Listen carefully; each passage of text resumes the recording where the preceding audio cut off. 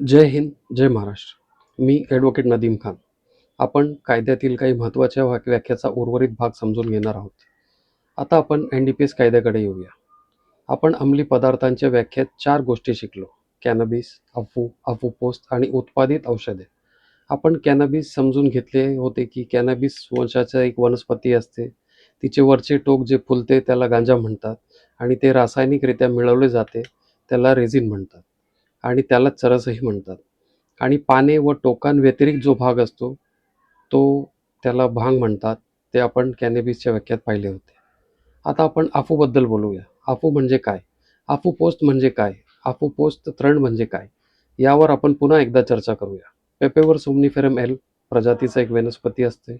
वनस्पतींच्या प्रजातींपैकी एक प्रजाती पेपेवर सोमनिफेरम एल असते. त्या पेपेवर सोमनिफेरम एल वनस्पतीलाच अफू पोस्ट म्हणतात. एक अफूपोस्त वनस्पती आहे, यालाच अफूपोस्त म्हणतात. अफूपोस्त वनस्पतीपासून मॉर्फिन किंवा कोडेन, थिबेन, हेरोईन मिळवण्यासाठी 2 पद्धती आहेत. या अफूपोस्त वनस्पतीपासून 2 पद्धती आहेत. एक पद्धत अशी आहे की अफूच्या फळावर चिरा लावला जातो आणि त्यातून एक जेल बाहेर पडतो. त्याला कोगुलेटेड ज्यूस म्हणतात. त्यालाच अफू म्हणतात. हे अफूपोस्त वनस्पतीच्या फळावर चिरा लावून काढले जाते. चिरा लावल्याने जे डिंक बाहेर पडतो त्याला अफू म्हणतात. या अफूला नंतर अल्कोलाइड करून आपल्याला मॉर्फिन मिळते. ही एक पद्धत झाली. आता दुसरी पद्धत काय आहे की आपण त्या अफूच्या फळावर चिरा न लावता अल्कोलाइड करून अफू काढू शकतो. आपण अफूपोस्त वनस्पतीच्या फळावर चिरा न लावता अल्कोलाइड करत आहोत आणि त्यातूनही मॉर्फिन मिळवू, तर ती दुसरी पद्धत आहे. ज्यात तुम्ही चिरा न लावता आणि अल्कोलाइड करून मिळवता त्याला अफूपोस्त म्हणतात. अफूपोस्तमध्ये तेही समाविष्ट आहे. तुम्ही पेपेवर सोमनिफेरम एल प्रजातीच्या अफूपोस्त वनस्पतीच्या फळावर चिरा लावला, त्यातून अफू बाहेर पडले, परंतु तरीही त्यात मॉर्फिन मिळवण्यासाठी घटक उरले आहेत. त्यालाही आपण अल्कोलाइड करून मॉर्फिन मिळवू शकतो. तर ही दुसरी पद्धत आहे. ज्यात आपण संपूर्ण वनस्पतीला अल्कोलाइड करतो. त्या अफूच्या संपूर्ण फळाला सुकवून मग त्याला अल्कोलाइड करून मॉर्फिन मिळवतो. या प्रक्रियेत आपण 2 गोष्टी मिळवतात. एक म्हणजे अफूपोस्ट आणि दुसरे म्हणजे पॉपी स्ट्रॉ कॉन्सन्ट्रेट. जेव्हा तुम्ही कापणीनंतर मिळालेल्या अफूपोस्त भागाचा चुरा बनवता किंवा ते दळून किंवा तुकडे करून आणि मग त्यातून अल्कोलाइड करून मॉर्फिन मिळवू इच्छिता, तर त्या प्रक्रियेत जे भाग बनतो त्याला तुम्ही नंतर गाळ बनवता. त्याला अफीम पोस्ट स्ट्रॉ म्हणता येईल. याचा अर्थ तुम्ही अफूपोस्ट डायल्यूट करण्याची प्रक्रिया सुरू केली. त्या प्रक्रियेतून मॉर्फिन बनवण्यापूर्वी जे उत्पादन मिळाले त्याला पोस्ट स्ट्रॉ म्हणतात. जर तुम्ही अफूच्या झाडाला छेद देऊन अफू मिळवत होता आणि त्याला अल्कोलाइड करत होता आणि त्यातून मॉर्फिन मिळवत होता, शेवटी तुम्हाला मॉर्फिन मिळत आहे किंवा तुम्ही छेद न देता किंवा छेद दिल्यानंतर त्या फळाला सुकवून त्याचे चूर्ण बनवून आणि मग त्यातून मॉर्फिन मिळवत आहात. शेवटी तुम्हाला मॉर्फिनच मिळवायचे आहे. तर ही व्याख्या तुम्हाला अफूच्या डेरिव्हेटिव्हमध्ये मिळते की अफूचे घटक काय असतील. मॉर्फिन, कोडेन, थेबेन, त्याचे सॉल्ट्स आणि हेरोईन ही अफूबद्दलची बाब झाली. जेव्हा आपण नार्कोटिक ड्रगची व्याख्या वाचतो तेव्हा आपल्याला आणखी एक शब्द मिळतो, कोकेन किंवा कोका पाणी. हे जाणून घेणे आवश्यक आहे. कोका नावाचे एक झाड असते. हे कोलंबिया देशात अधिक प्रमाणात आढळते. कोका वनस्पतीचा कोणता भाग सायकोट्रॉपिक सबस्टन्सेस शोषून घेतो, तर कोका वनस्पतीची पाने सर्वात महत्त्वाची असतात. आपण कॅनॅबिस वनस्पतीची पाने पाहिली होती. ती कमी महत्त्वाची असतात, त्यांना भांग म्हणतात. पण कोका वनस्पतीची पाने हीच महत्त्वाची असतात. तर कोका वनस्पती काय असते हे जाणून घेणे आवश्यक आहे. तर कोका वनस्पती ही एरिथ्रोझायलॉन वंशाची असते. एरिथ्रोझायलॉन एक बॉटॅनिकल वंश आहे. एरिथ्रोझायलॉन वंशाची जी वनस्पती असते तिलाच कोका वनस्पती म्हणतात. तुम्हाला कोका वनस्पती कुठे मिळेल हे सांगायचा प्रयत्न करतो. आता या वनस्पतीची लागवड होते. या कोका वनस्पतीपासून जे काही मिळते त्याचा महत्त्वाचा भाग म्हणजे तिची पाने. कोका वनस्पतीची पाने सर्वात महत्त्वाची असतात आणि त्या पानांपासूनच आपल्याला कोकेन मिळतो. या कोका वनस्पतीपासून पाने वेगळी केली आणि यातूनच आपण कोकेन काढू शकतो. म्हणूनच आधी कोका वनस्पती समजून घेणे आवश्यक आहे की कोका वनस्पती काय असते. कोका वनस्पती एरिथ्रोझायलॉन वंशाची वनस्पती आहे.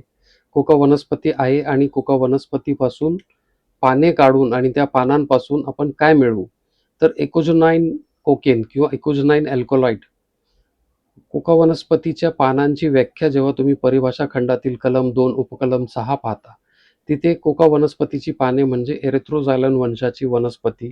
तिची पाने जर त्या पानांपासून कोकेन काढले असेल, तर ती पाने पुन्हा कोका पाने या परिभाषा खंडांतर्गत येणार नाही.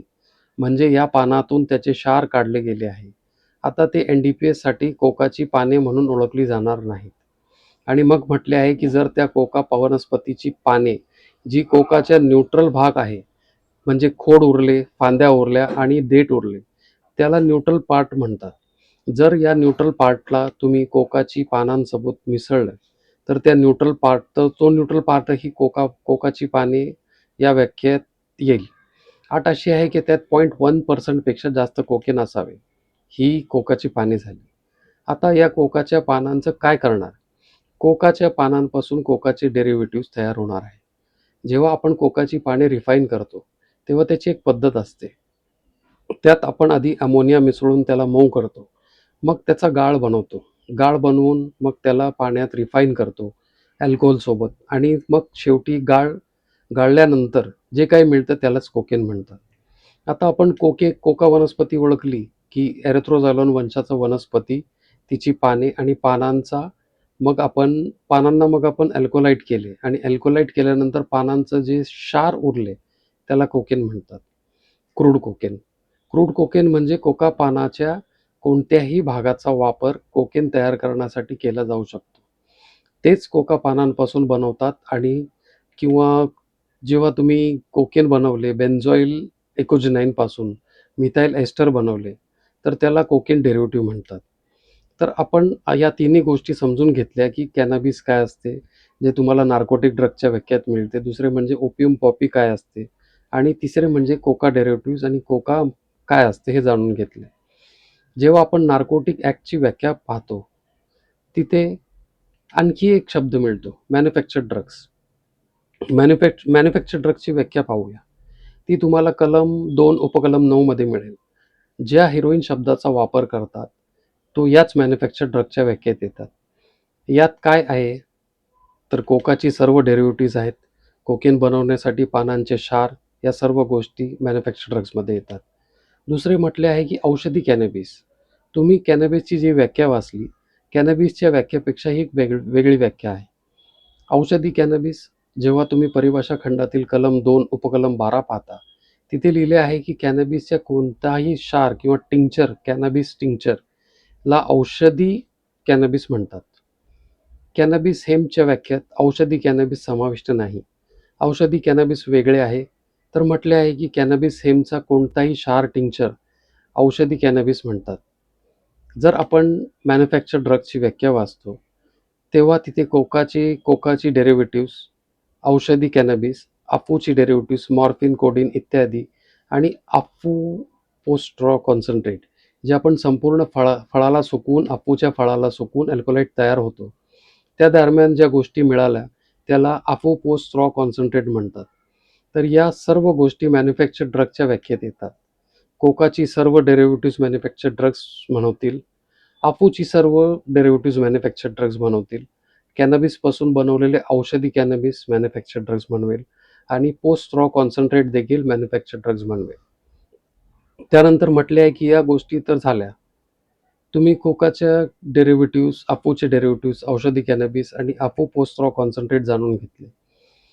या व्यतिरिक्त जर सरकारने आंतरराष्ट्रीय परिषदा लक्षात घेऊन किंवा कोणत्याही औषधाला मॅन्युफॅक्चर्ड ड्रग्ज म्हणून घोषित केले असेल, तर ते देखील मॅन्युफॅक्चर्ड ड्रग्ज अंतर्गत येईल.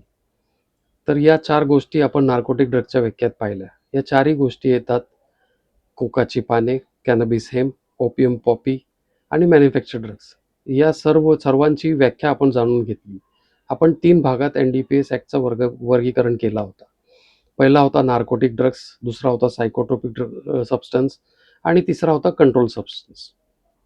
कंट्रोल सबस्टन्स म्हणजे नियंत्रित पदार्थची व्याख्या जाणून घेणे देखील महत्त्वाचे आहे. जेव्हा तुम्ही व्याख्या विभागातील कलम 2 उपकलम 7D पाहाल, तर कलम 2 उपकलम 7D मध्ये कंट्रोल सबस्टन्स असं लिहिलेलं आहे.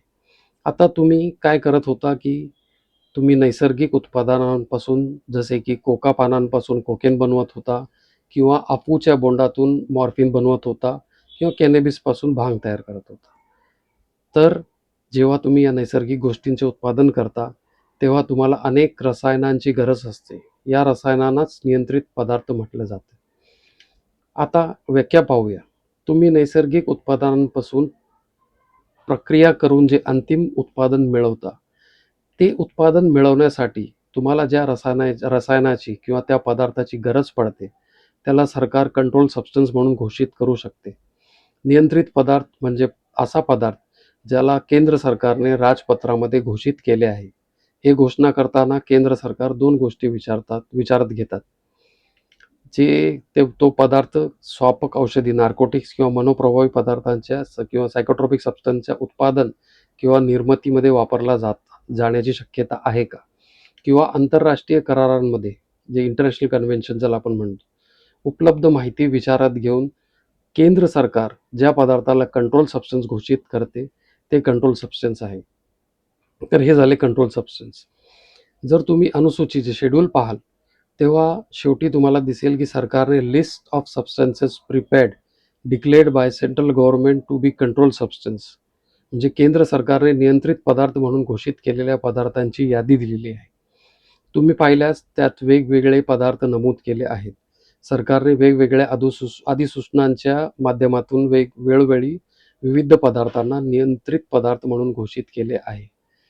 तर आपण नियंत्रित पदार्थ देखील जाणून घेतले. हा NDPS कायदा याच 3 गोष्टींशी संबंधित आहे: नार्कोटिक्स, सायकोट्रॉपिक सबस्टन्स आणि कंट्रोल सबस्टन्स. नार्कोटिक्स कायद्यातील 4 गोष्टींचा समावेश आहे: कोका पाने, ज्याला कोका लिव्स आपण म्हणतो, गांजा, कॅनॅबिस, अफू, ओपियम आणि उत्पादित औषधे, मॅन्युफॅक्चर्ड ड्रग्स. या 4ही गोष्टींच्या व्याख्या आपण समजून घेतल्या आहेत आणि कंट्रोल सबस्टन्स देखील जाणून घेतलं आहे. या कायद्याचे कलम 3 ते कलम 8ब पुढील व्हिडिओमध्ये समजून घेणार आहोत. आपण यापुढेही या कायद्याबद्दल अधिक माहिती घेऊन येणार आहोत. पुढील व्हिडिओमध्ये आपण या कायद्याच्या इतर महत्त्वाच्या कलमांबद्दल आणि तरतुदींबद्दल सविस्तर विचार करूया. तोपर्यंत काळजी घ्या. जय हिंद, जय महाराष्ट्र.